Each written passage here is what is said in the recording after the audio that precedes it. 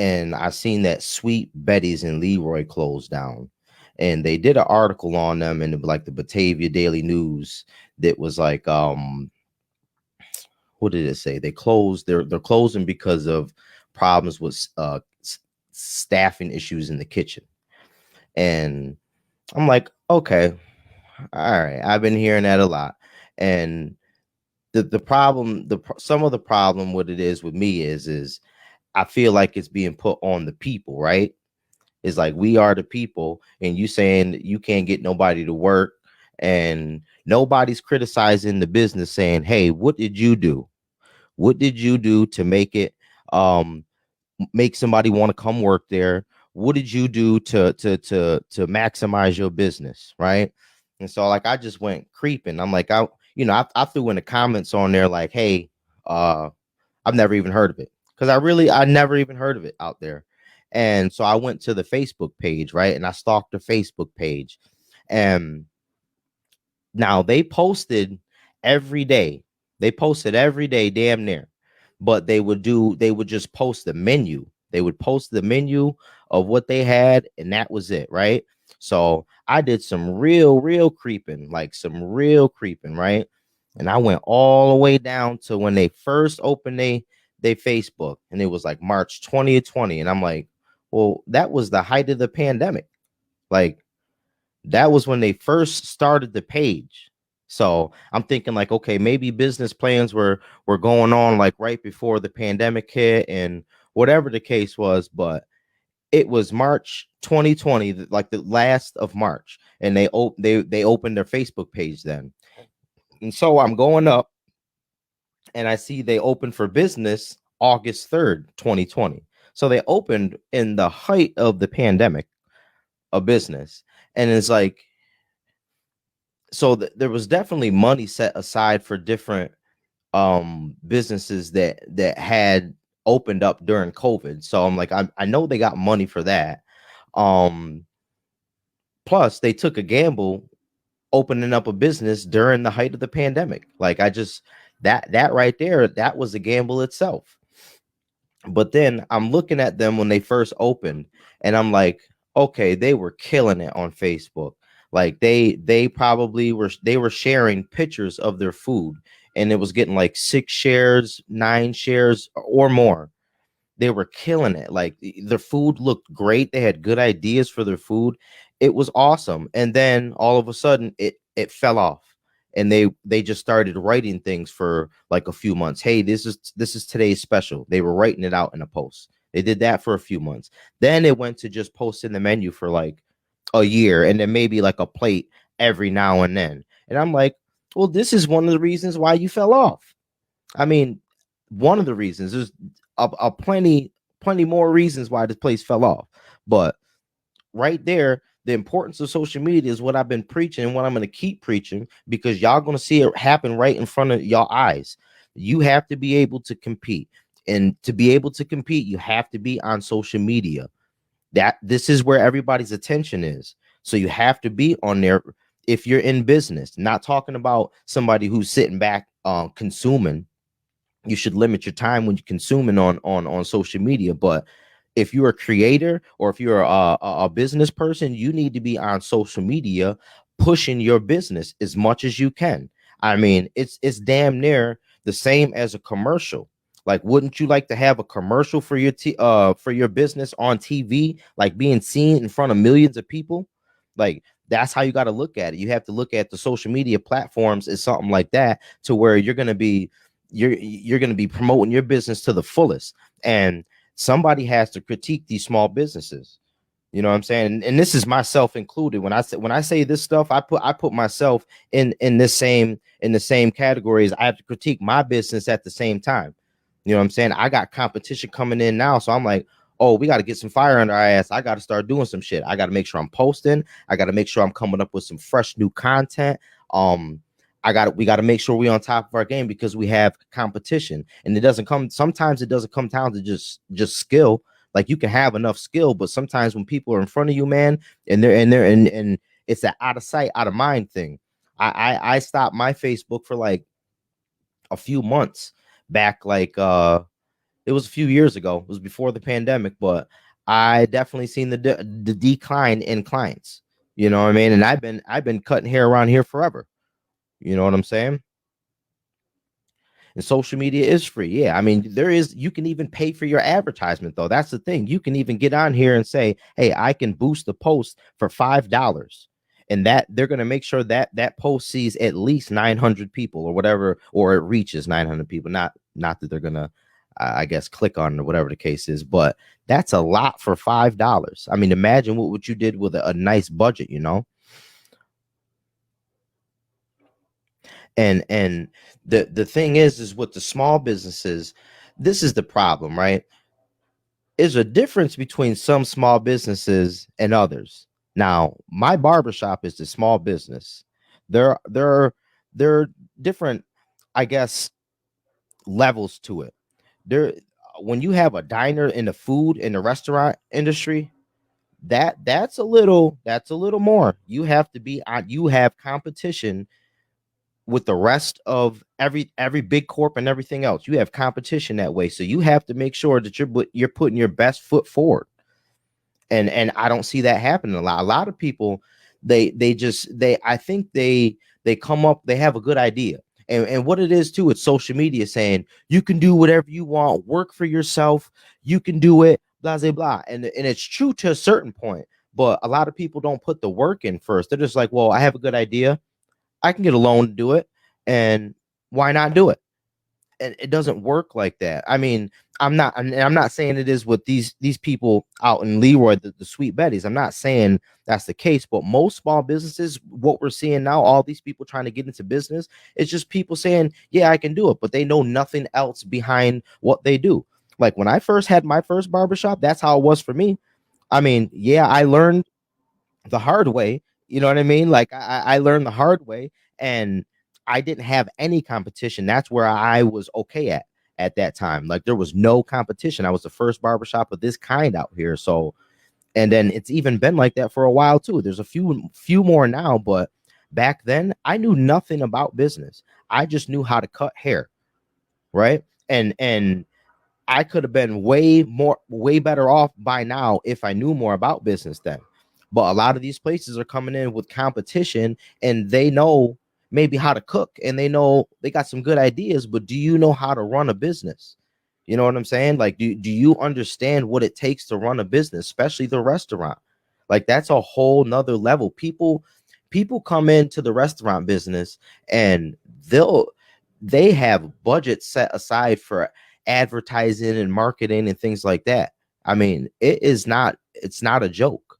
You have to put money into your business. And that's one thing that, you know, I've known that for a while. I've got comfortable myself because there hasn't been much competition. Now, I still am in my own lane, having just a black barbershop. You know what I mean? We don't got no more black barbershops out here. You know what I mean? So I'm still in my own lane. You know what I mean? But I do have to make sure we hustle harder to make sure we still gaining those clients. You know, we got lazy for a little while and competition come in. And I'm like, yo, let's go. I love some good competition, man. I don't mind it. It keeps some fire under my ass, you know. But yeah, marketing your business and investing is key, and it really is. Um,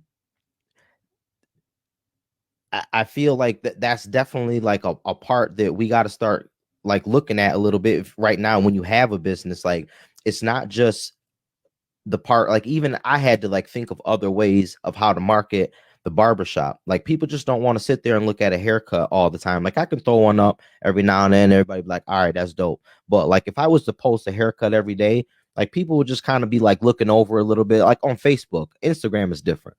And that's the point, my point too, to some of this. You need to know your platforms. You need to know, what to post on these social media and what works for what. I mean, you're gonna go through and test it all, but yeah, I had to figure out different ways to market the business. That's why I started doing TikTok and shit like that. You know what I mean?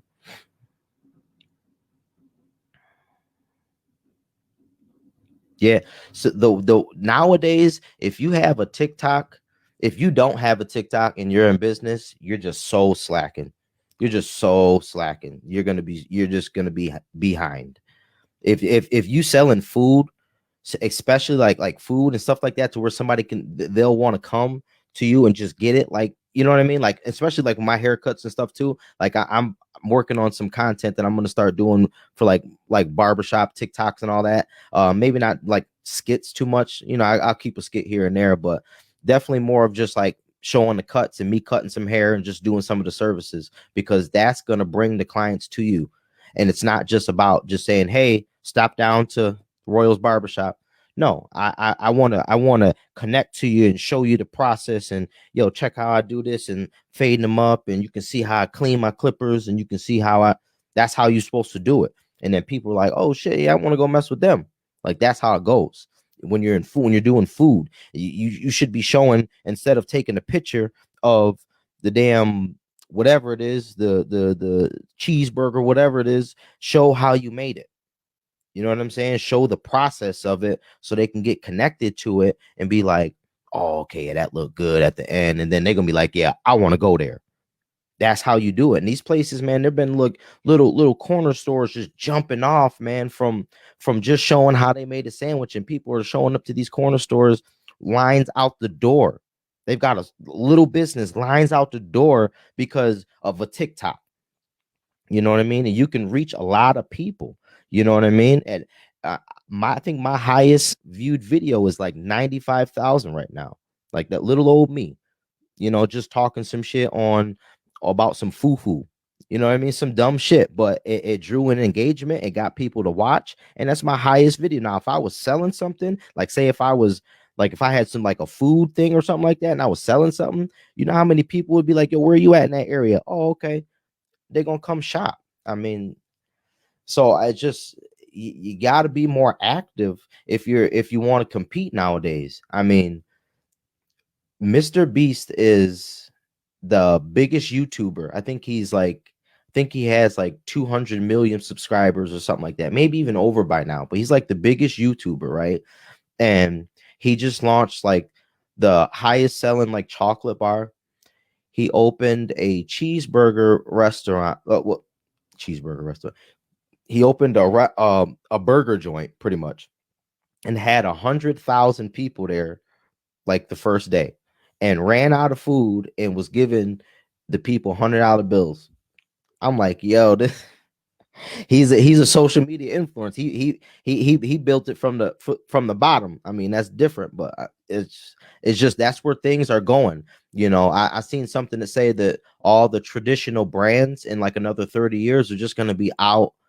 They're going to be out of business because the influencers are coming in and people are trusting them and buying from them. They're building a solid foundation of people that follow them, and they're given to them, and they're putting trust in them, and they're involving them in the process, and these people are buying from them. It's just like, you know, the Kardashians, you know, with the makeup thing. And that was some of his points. What he was saying was the Kardashian, the Mr. Beast. There's just different influencers that have things that people are following, and those are going to be the brands that push it years to come. So it's like they know that social media is the power at this point. You know, that's where you need to be putting a lot of your effort. If you're in the business and in the creating, you need to be putting your efforts towards social media right now, because that's where the eye is. That's where everybody's attention is, you know. Um, yeah, so I hate to be the guy to have to beat up on the small businesses, but somebody has to. Somebody has to critique them. And this is, like I said, I put myself in that same category there. Like I critique myself at the same time, and I'm like, all right, I got to step my shit up. I mean, that's all the way around. I got to step it up. I mean, it got comfortable for the longest. Competitive. So you have to remain consistent, innovative, and competitive. Yeah, for sure. Especially in the restaurant industry. The restaurant industry is not, that shit is no joke. It is no joke. You literally have to be like, you're competing with other people selling food. McDonald's. There's two McDonald's here in town. They're the highest like selling food thing in like the world. I mean, you have to be able to compete. I mean, you're coming in trying to compete with that. Like, just take that and you get and this is my problem too, right? So I know people, a lot of people don't take this position a lot. I'm not the big corp. I understand in certain situations they take advantage of things, but I that somebody built that business up. I mean, you can't fault them for that.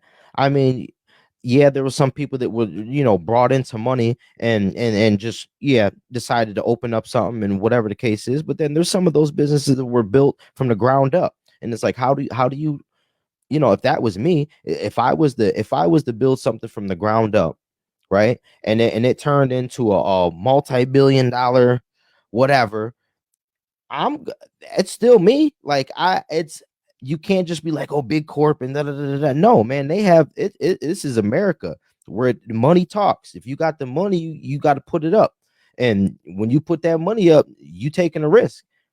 You taking a risk to go against everybody else who's in that same field as you. So yeah, I got to be the one to beat up on a small business a little bit, but we need to get some fire under our ass and stop just opening up businesses just to open them up because you know that you can. No, once you go through the process of working for, what I mean, like, I understand, like, you might know how to cook and there might have some good ideas, but you can't just open up a restaurant. You need to know what goes into opening up a restaurant. I mean, you can't, just because you know how to cook doesn't mean you can do these things, you know. You should be, you should working for those type of places, and every position in those places, see how they order food, see how they you know you need to know the ins and out of the business. My cousin Brian, that owns t-shirts, etc., he didn't just pick up a t-shirt thing and was like, yeah, I know how to print it and open it up. No, he ran that business for a while and was doing things, understanding how the business worked. And then when he was able to get out on his own, he got out on his own. You know what I mean? Like, he went through the process first of learning the business, and not just learning how to print t-shirts and fold them up and put them in a box. No, there's more to the business than that. Um, yeah, nephew. Yeah, I was talking about the Sweet Betties in Leroy, them shutting down. They say nobody wants to cook. I mean, I don't, that can't be just the only problem. That makes no sense. You could up the price on, you can pay somebody a little more and just cut into your profits. Just pay somebody a little more and keep the business running. I mean, slow money is better than no money. So you telling me that you're having that much, that you can't get no cook, and it's been over a year, and I don't know if y'all want to pay. I don't know if y'all want to pay. And I'm shit. I shouldn't be just assuming, but I guess I got to stop that. But something don't seem right. It don't seem right. Just a few staffing issues, and yeah. We got to do better, man. Like, there's a lot of damn, we got to come up with like good ideas, stuff that we don't have here. You got to have like my sister-in-law said, be innovative, man. Like, every now and then, all I see now is they pop up with another goddamn thrift store. I mean, I'm tired of these damn secondhand stores, man. Who's buying this shit? Who's buying this shit? I ain't been to a damn thrift store, and not to say, I mean, I don't know. Just don't know who's shopping at these places, and people are actually putting their money in. And you know what?